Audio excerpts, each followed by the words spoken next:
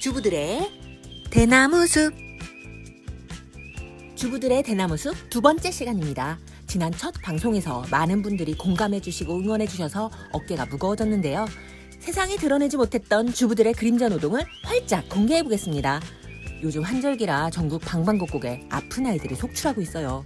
자라나는 아이들이 아픈 것은 자연스러운 일이지만 아이를 돌보는 분들의 속은 타들어갑니다. 눈물 없이 들을 수 없는 사연 또는 고구마 먹은 것 같은 구구절절한 사연 들어보겠습니다. 주부들의 대나무숲 두 번째 출연자 나오셨습니다. 안녕하세요. 일단 자기소개부터 해주세요. 안녕하세요. 저는 서울에서 남매 쌍둥이를 키우고 있는 43살 주부이자 보육교사입니다. 지금 저희 아이들은 초등학교 2학년 9살이고요. 아, 쌍둥이 엄마시구나. 키우느라 고생 많이 하셨겠어요. 그쵸. 키우는데 힘은 들었는데 그래도 아이들 보면 너무 예뻐서 그런 거를 잊을 때도 있어요. 아, 네. 보육교사 하신 지는 얼마나 되셨어요? 아이들 7살 때 일을 시작했다가 작년에 이제 아이들 학교 1학년 들어가면서 1년 쉬었다가 그리고 올해부터 다시 일을 시작해서 하고 있습니다. 코로나 때문에도 데리고 있느라고 많이 힘드셨을 텐데 결국 1년이 넘었잖아요. 네네. 아, 그래서 올해 다시 등교 수업이 재개되면서 네. 직장으로 복귀하실 수 있게 된 거예요? 네, 그렇죠. 아무래도 초등학교 1, 2학년은 이제 올해는 매일 등교를 했으니까 마음을 먹었었고 또 학교 돌봄 서비스가 다행히 이번에 당첨이 돼가지고 아이들을 맡기고 일을 할 수 있었어요. 일을 하겠다고 마음먹기가 쉽지 않았을 것 같아요. 그쵸. 작년에는 띄엄띄엄 학교를 갔으니까 1학년 때 기본적인 그 학교의 뭐 시설이나 학교 분위기 이런 거를 배우는데 갑자기 2학년이 돼가지고 너네는 이제 초등학교 2학년이고 앉아서 수업을 해야 되고 그러니까 아이들도 되게 많이 육체적으로도 힘들어했고 저도 이제 1년 일을 쉬다가 다시 나가니까 아침에 일찍 일어나서 아이들 밥 먹이고 챙겨갖고 학교 내보내고 저는 출근해서 하루 종일 아이들 돌보고 그리고 녹초가 돼서 집에 돌아오면은 또 내 애들을 밥을 먹이고 씻기고 공부를 시키고 그게 체력적으로 되게 많이 힘들었던 것 같아요. 이 쌍둥이 아이 둘이 몹시 아파서 학교를 제대로 등교할 수 없는 상황이었다고 들었어요. 아침에 아들이 엄마 나 배가 아파 이러는 거예요. 그래서 근데 배가 아파도 어떻게 학교 가야지 엄마가 너를 돌봐줄 수가 없잖아. 일단 학교를 가. 그리고 학교를 보냈어요. 근데 12시가 좀 안 된 시간이었는데 보건실에서 전화가 온 거예요. 아무래도 집에 가야 될 것 같아요. 그러는 거예요. 그래서 어떡하지? 너무 당황해서 저는 지금 일을 하고 있고 제가 나갈 수가 없는 상황인데 그래 뭐 애들 혼자서 집에 뭐 한두 시간 정도는 있어 봤으니까 그럼 선생님 그냥 집에 보내주세요. 전화를 끊고 어떻게 해야 되지? 이제 막 이러고 있는데 옆에 계신 다른 저희 동료 교사 선생님이 그 상황을 이제 다 듣고 있었어요. 어떻게? 그래서 모르겠어요. 어떻게 해야 될까요? 그랬더니 어린이집에 아이들 낮잠 시간이 있잖아요. 그 시간에 잠깐 가서 밥만 차려주고 오래요. 그래서 정말 허겁지겁 그냥 일하던 채로 나가서 집에 가서 아이 밥을 챙겨주고 병원에 가서 진찰을 받고 약을 지어서 먹여놓고 너 집에 가. 그리고 저는 다시 이제 일을 하러 갔어요. 근데 진료를 받아보니까 감기래요. 감기가 와서 배도 아팠던 거고 뭐 몸도 아팠던 거라고 그래서 괜찮을 줄 알고 있었는데 집에 갔더니 이제 아들은 좀 괜찮아졌고 딸내미가 오히려 막 끙끙 앓고 있는 거예요. 아프다고. 근데 내가 일찍 달려갈 수도 없던 상황이고 저는 시댁도 멀고 친정도 멀어요. 독박 아닌 독박을 하고 있고 봐줄 사람도 없고 그런 거예요. 아, 그렇죠.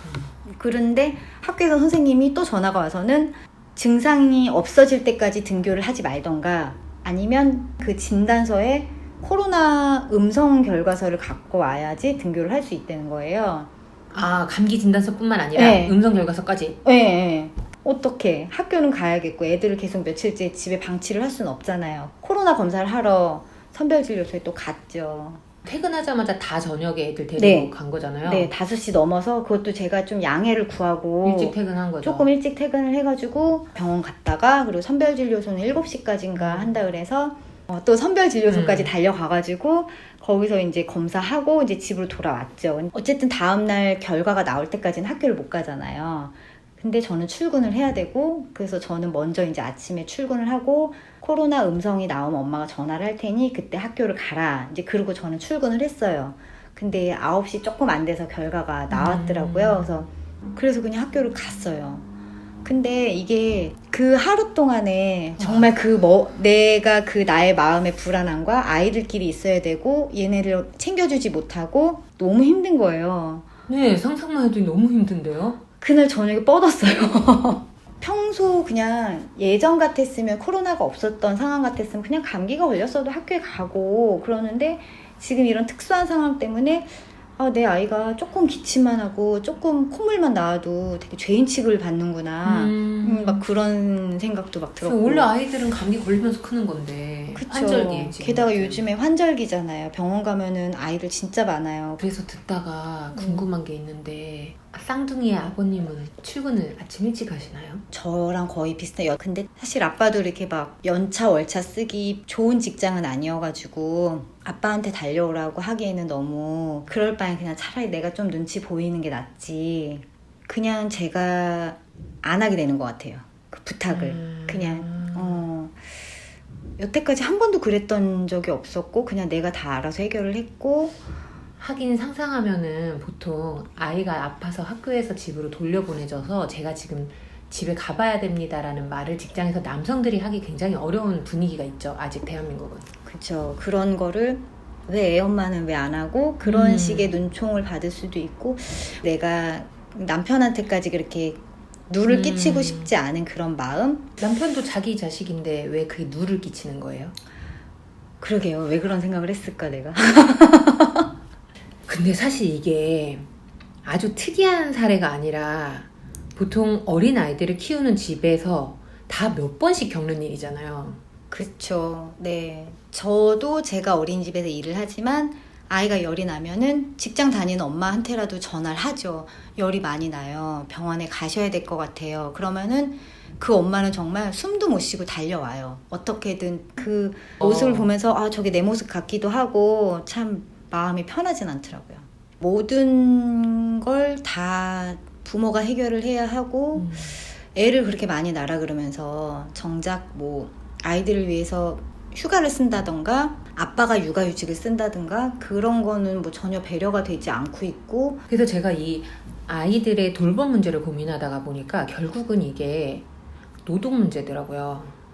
몇 시간을 일하는지 휴가는 쉽게 가능한지 이런 비상 상황에 자유롭게 출퇴근할 수 있는지 이런 게 불가능한 직업들이 대부분이다 보니까 그렇죠. 저는 그러니까 제 직업이 보육교사다 보니까 정말로 그런 뭐 연차를 쉽게 쓰거나 그럴 수도 없고 정해진 기간에 그 방학 기간 동안에만 휴가를 쓸 수 있고 평소에는 아파도 출근을 해야 하고 이 가뜩이나 청와대 청원 보면은 어린이집 보육교사대 돌보는 아이들 숫자 비율 이거 조절해달라는 청원들이 계속 올라오고 있는데 엄청 많이 올라가죠. 네, 한 교사가 돌봐야 되는 아이들 숫자가 많은데 그러다 보니까 더 잠깐이라도 쉴 엄두를 못 내는 것 같거든요. 그렇죠. 그리고 아침에 이제 출근해서 아이들이 등원하기 시작하면 그때부터는 정말 화장실 갈 시간도 없고 그리고 점심시간에도 저희는 따로 점심시간이 있는 게 아니니까 그렇죠. 그러니까 아이들 먹이면서 같이 먹으니까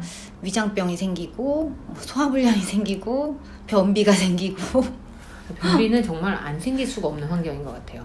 그런 것 같아요. 요즘에 외벌이로는 사실 쉽지 않잖아요. 그렇죠. 아무리 뭐 한쪽이 잘 벌어온다 하더라도 우리는 100세 시대까지 살아야 하는데 또 중간에 이렇게 일을 쉬게 되면은 나이는 먹어가고 그럼 경력은 단절되고 다시 재취업을 하려면은 좋은 직장에 들어갈 수 없고 악순환이 되는 것 같아요. 쌍둥이 낳기 전에도 보육교사를 하시진 않았죠? 네, 쌍둥이 낳기 전에는 저는 사회복지사였어요.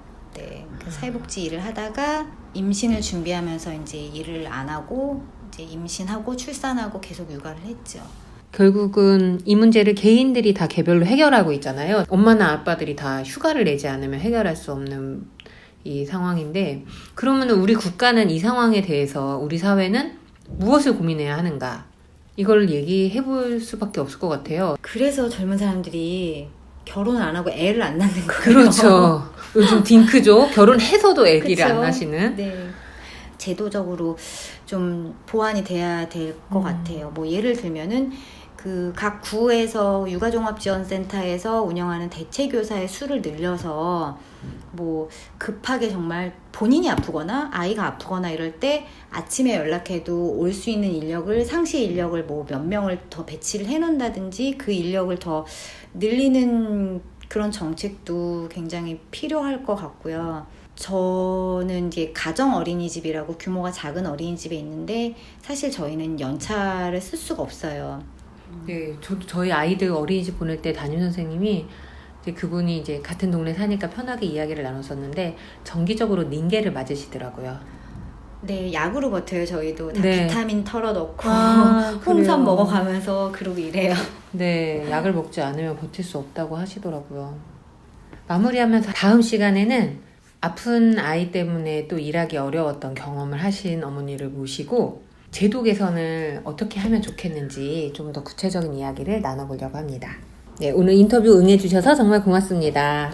네, 저도 오늘 이렇게 얘기를 할 수 있어서 너무 감사한 시간이었고요. 대한민국에 일하는 워킹맘들 모두 힘내세요. 화이팅! 네, 화이팅입니다. 고맙습니다. 코로나로 인해 학교부터 철저한 방역을 해야 한다는 것은 동의되지만 아이의 가벼운 감기 증상 때문에 부모가 일하다 말고 뛰어와 아픈 아이를 데리고 병원으로 선별 진료소로 이리 뛰고 저리 뛰고 코로나가 아니라는 것을 직접 증명해야 한다는 것이 정말 안타깝고 화가 나는 일입니다. 단순 감기 증상이고 코로나가 아니라는 것을 교육기관 내에서 검사하고 조치를 취할 방법은 없는 걸까요? 그것이 아이들에겐 더 안전할 것 같은데요. 아니면 진짜 휴가나 조퇴나 이런 거 눈치 안 보고 편하게 막 쓰게 하던가. 주부들의 대나무 숲 두 번째 방송 마칩니다. 다음 주에 또 만나요.